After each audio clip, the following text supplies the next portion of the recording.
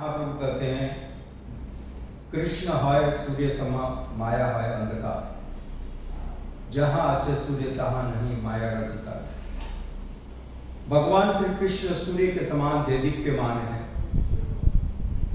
और यदि किसी स्थान पर सूर्य उदित हो चुके हैं तो वहां पर अंधकार का रहना संभव नहीं है। ऐसा नहीं हो सकता है कि सूर्योदय हो चुका हो और सब तरफ अंधकार व्याप्त हो, यह असंभव है। सूर्य की उपस्थिति में अंधकार का रहना असंभव है। ठीक उसी प्रकार से जहां पर भगवत भावना, कृष्ण चेतना जिसके हृदय में जाग गई, उसके हृदय से भौतिक अज्ञान का सारा अंधकार तुरंत समाप्त हो जाएगा। भौतिक संसार के अज्ञान के कारण दो बातें होती हैं, हमेशा भय होने का भय लगा रहता है और नाना प्रकार की दुश्चिंताएं रहती हैं, एंजाइटी एंड फियर।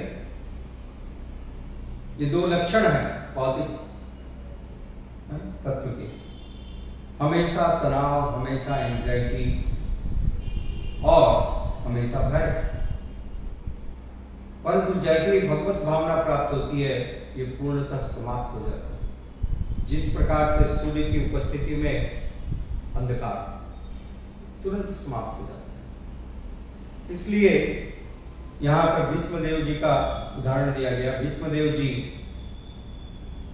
इतनी विषम परिस्थिति में थे, उनका सारे शरीर में पहने बाण और मृत्यु की शैया पर पड़े थे, अंतिम सांसें गिन रहे थे। तो व्यक्ति कितने वेदना में और कितनी पीड़ा में होना चाहिए। परंतु ये जो वेदना थी, जो भौतिक, ये सारी वेदना भौतिक शरीर के साथ जुड़ी हुई है। The body is in pen, right, and body is matter. शरीर एक पदार्थ है, शरीर एक पदार्थ है, और आत्मा जो है वो आध्यात्मिक है, वो पदार्थ नहीं है, is not matter, spiritual. Soul is spiritual, body is matter.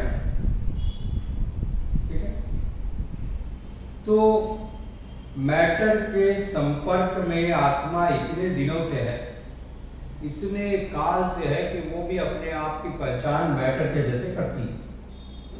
Shrimad Bhagavad Gita के 13वें अध्याय के 22वें श्लोक में भगवान श्री कृष्ण कहते हैं, पुरुषः प्रकृतिस्थो ही भुंक्ते प्रकृति जान गुणा। पुरुषः प्रकृतिस्थो ही भुंक्ते प्रकृति जान गुणा, कारण गुण संगस्य सत्सत जोनिषु जन्मसु। For so much of long association प्रकृति के साथ, ये इतने लंबे समय का जो एसोसिएशन हुआ, इस कारण से हम अपने आप को भौतिक समझने लगते हैं। हम एक आत्मा है, शुद्ध आत्मा है, भगवान का अंश है, परंतु हम प्रकृति के साथ इतने लंबे समय तक संसर्ग करने के कारण अपने आप को भौतिक समझने लगते हैं। प्रकृति जान गुणा, कारण गुण संगस्य, क्योंकि प्रकृति के 3 गुणों के संपर्क में आकर के हम अपने मूल स्वभाव को भूल जाते हैं, वी फॉरगेट। तो ये जो फॉरगेटफुलनेस है, ये जो भगवान को भूलना है, यही सारे दुखों का मूल कारण है, यही अंधकार है। तो भीष्म पितामह के पास में ये अंधकार पूरी तरह से समाप्त हो गया, क्योंकि भीष्म पितामह पूरी तरह से कृष्ण भावना भावित है। He is purely Krishna conscious, fully Krishna conscious. Therefore, इतना विषम परिस्थिति में, इतने दुखों के बीच में, जबकि सारे शरीर में इतने सारे बाण लगे हुए हैं, मृत्यु की शैया पर पड़े हैं,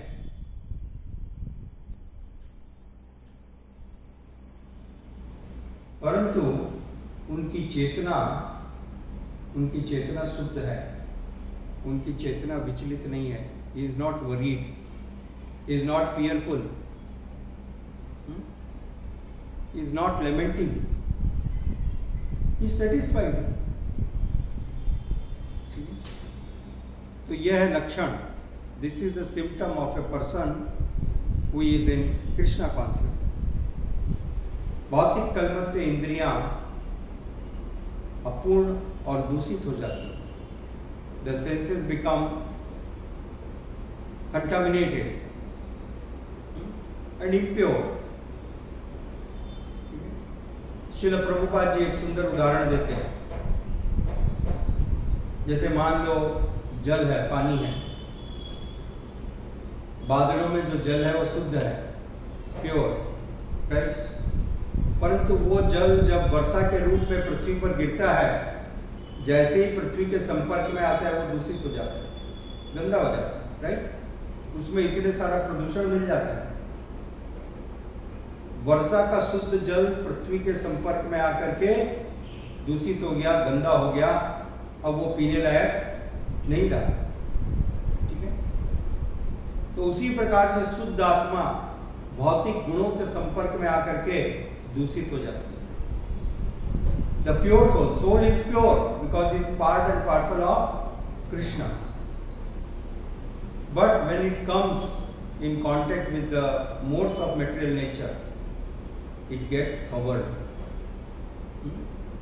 It gets covered. तो अब श्रील प्रभुपाद जी ने बताया कि मान लो जल प्रदूषित हो गया, तो फिर से उस जल को शुद्ध करने की क्रियाएं हैं. उसको यदि आप फिल्टर पेपर से पास करोगे तो धीरे धीरे पूरा शुद्ध जल नीचे आ जाएगा और जो इम्प्योरिटीज है वो पेपर के इस तरफ रह जाएंगे, right. You can filter it. Again it will become pure. The impurities could be removed. जो प्रदूषण है उसको निकाला जा सकता है अलग अलग विधियों से. तो उसी प्रकार से जीवात्मा के चेतना में जो प्रदूषण है, जो कंटामिनेशन है, that could be purified by the process of devotional service. By this process, all the contamination could be purified. Because भगवान का गुण है शुद्धम पाप विद्धम. Krishna is all purified. So when जब हमारा मन भगवान की सेवा में नियुक्त होता है, तो जितना वो प्रदूषण है, भौतिक प्रदूषण है, वो तुरंत साफ हो जाता है. आध्यात्मिक चेतना जागृत होती है, भौतिक चेतना समाप्त हो जाती है. इस कारण से जो भौतिक चेतना का लक्षण है भय, शोक, मोह, ये सब समाप्त हो जाते हैं. तत्र का शोको का मोह. उसको कोई शोक नहीं रहता, कोई मोह नहीं रहता. तो भीष्म पितामह प्रत्यक्ष उदाहरण है. इतनी विषम परिस्थिति में जब पूरे शरीर में बाण लग गए, मृत्यु की शैया पर पड़े हैं, इतना बड़ा युद्ध उन्होंने, सेनापति थे वो युद्ध के, राइट. और सब उनसे इतना प्रेम करते थे. इच्छा मृत्यु का वरदान था उनको. बड़े से बड़े देवता उनकी स्तुति करते थे. साक्षात परशुराम जी ने उनको शस्त्र विद्या सिखाई थी.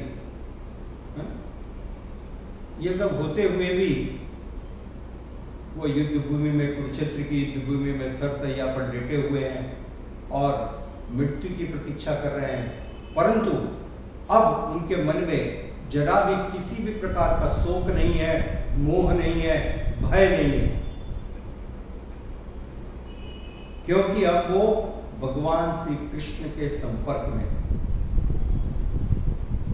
is associated. How it is associated? By mind, not physical body. शरीर से एसोसिएशन नहीं होता है. श्रील प्रभुपाद जी कहते थे कंधे से कंधा रगड़ो, Rub your shoulders. I am associated with you. No. No. Association is possible by our mind, our feelings. तो भीष्म पितामह का मन निरंतर भगवान के चरणों में लगा हुआ है, भगवान के विचारों में, भगवान की सेवा में लगा हुआ है। इस कारण से सरसैया पर भी वो भौतिक चेतना में नहीं है। शरीर के सारे दुखों को वो विस्मृत कर गए, भूल गए। शरीर की सारी चेतना से वो बाहर आ गए, भौतिक चेतना से बाहर आकर के पूरी तरह से आध्यात्मिक भाव में है। और आत्मा का स्वभाव है सच्चित आनंद, eternal, full of knowledge, full of happiness, full of happiness always. तो ये हम देखते हैं भीष्म पितामह के जीवन में। This is the greatest example how Shri Bhishma Pitamah is full of all happiness, all knowledge, all bliss, even at the time of his death, on the deathbed of Eros.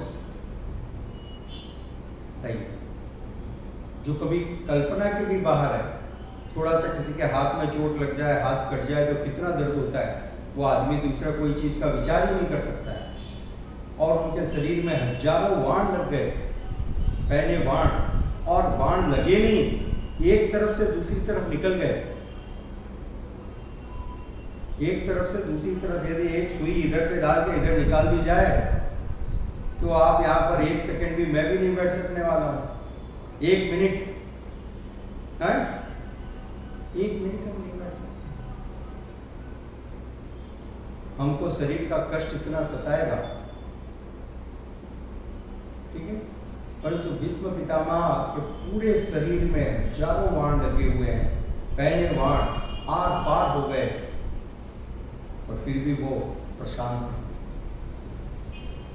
ऐसा संभव हुआ उनकी दिव्य कृष्ण चेतना के कारण, क्योंकि वो शारीरिक चेतना से पूरी तरह से मुक्त है। शारीरिक चेतना में नहीं, वो आध्यात्मिक चेतना में। कृष्ण है सूर्य समा, माया है अंधकार, जहां आचे सूर्य तहां नहीं माया अधिकार। भगवान कृष्ण सूर्य के समान दीप्यमान, जहां पर भगवान कृष्ण रूपी सूर्य का उदय हो गया, वहां पर माया रूपी अंधकार नहीं रख सकता। यही सार है भीष्म पितामह के जीवन से हम सबको ये प्रेरणा प्राप्त करनी है और अपने जीवन को संवारना है। धन्यवाद। हरे कृष्णा।